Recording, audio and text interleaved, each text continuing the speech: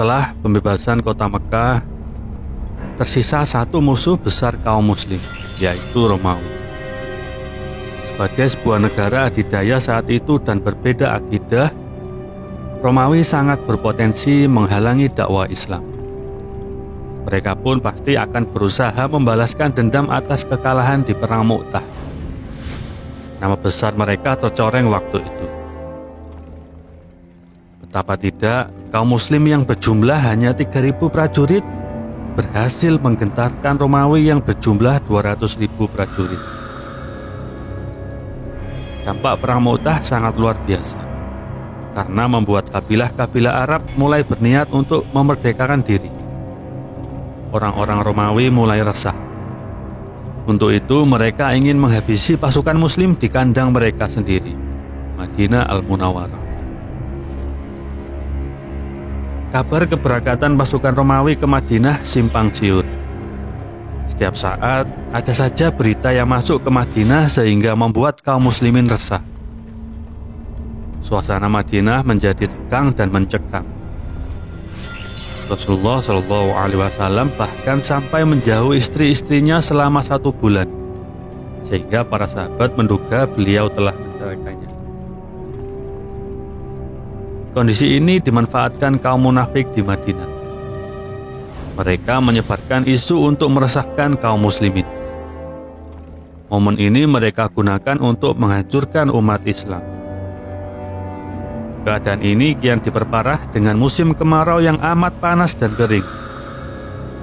Situasi Madinah betul-betul mencekam. Di tengah situasi yang tak menentu di Madinah, sebuah kabar akhirnya datang dari sekelompok orang yang membawa minyak dari Syam. Mereka mengabarkan bahwa Kaisar Heraklius telah menyiapkan 40.000 prajurit. Pasukan terdepan telah berada di Balqa, kata sang pemberi kabar. Kabar ini segera direspon oleh Rasulullah dengan menyeru kaum muslimin di semua tempat untuk segera siap berperang. Rasulullah SAW juga menyeru orang-orang yang secara ekonomi memiliki kelebihan untuk membantu mereka yang dalam kesulitan bekal. Seruan ini ditaati kaum muslim. Orang pertama yang membawa hartanya adalah Abu Bakar radhiyallahu anhu dengan memberikan semua hartanya, sejumlah 4.000 dirham. Umar bin Khattab memberikan separuh hartanya. Sementara Utsman bin Affan menginfakkan 10.000 dinar dan 300 unta dengan seluruh perangkat pelanannya, serta 50 kuda. Dan juga banyak sahabat-sahabat yang lain yang menginfakkan harta mereka untuk perang ini. Keinginan yang kuat untuk bertempur menghadapi pasukan Romawi merasuki seluruh kaum muslim, termasuk mereka yang fakir. Mereka meminta agar Rasulullah SAW membawa mereka ke medan perang. Orang-orang munafik tak tinggal diam. Mereka mulai kasak kusuk untuk melemahkan semangat jihad kaum muslim. Mereka mencela orang yang berinfak dalam jumlah besar dan menghinakan orang-orang yang berinfak kecil. Mereka juga menghina Rasulullah SAW karena keberaniannya menghadapi pasukan Romawi. Orang-orang Badui Arab dan orang-orang munafik datang menemui Rasulullah untuk meminta izin tidak ikut terjun dalam perang dengan berbagai dalih. Rasulullah SAW memberikan izin kepada mereka. Sebagian kaum muslim juga tidak ikut karena malas.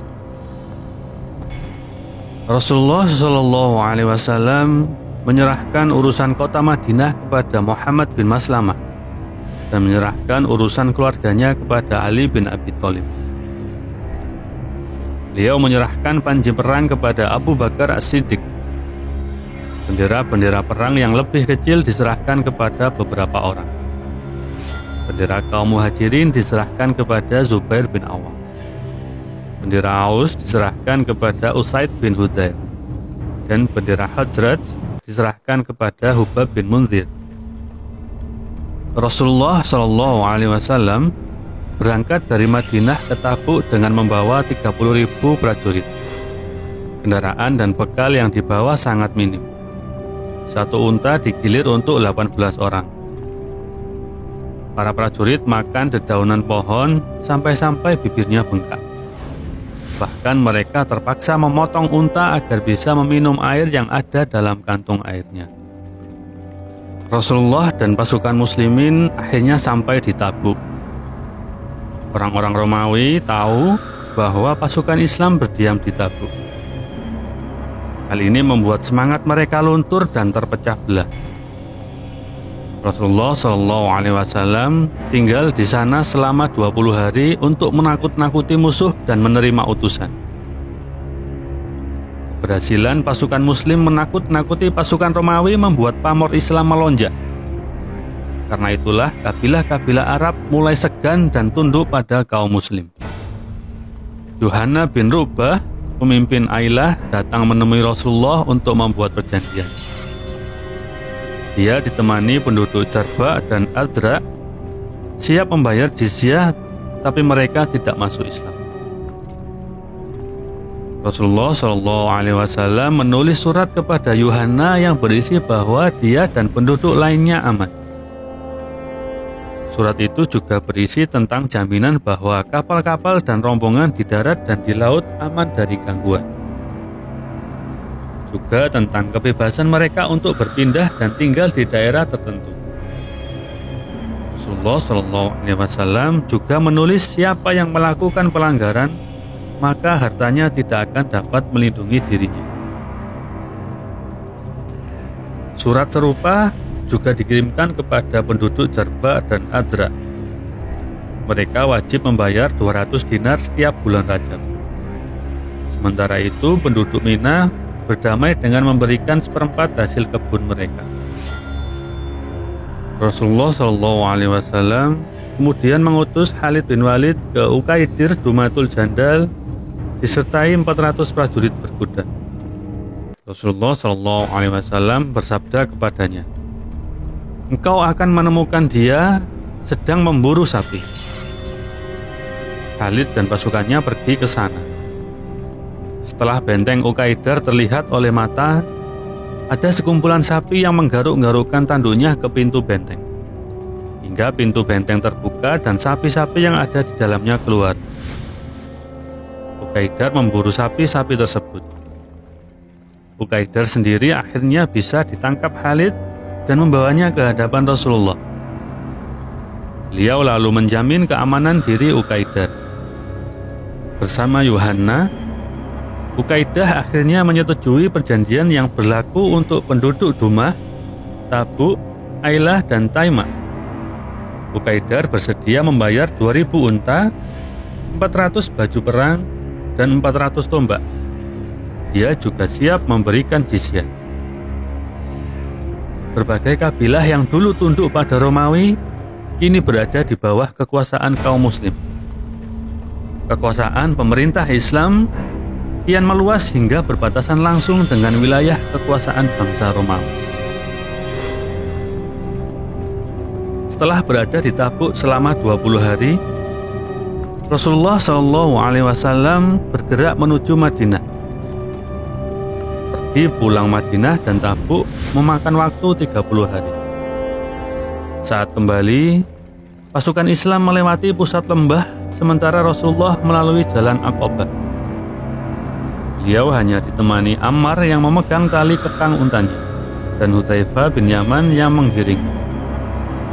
Pasukan Muslim terus berjalan menuju Madinah. Ketika Madinah telah mulai terlihat, Rasulullah Shallallahu Alaihi Wasallam bersabda, "Inilah Uhud, gunung yang mencintai kita dan kita mencintainya." Orang-orang yang berada di Madinah mendengar kedatangan beliau. Para wanita dan anak-anak keluar untuk menyambut kedatangan pasukan. Lalu Rasulullah Shallallahu Alaihi Wasallam memasuki masjid dan melakukan sholat 2 rakaat. Kemudian beliau duduk bersama jamaah yang ada di masjid.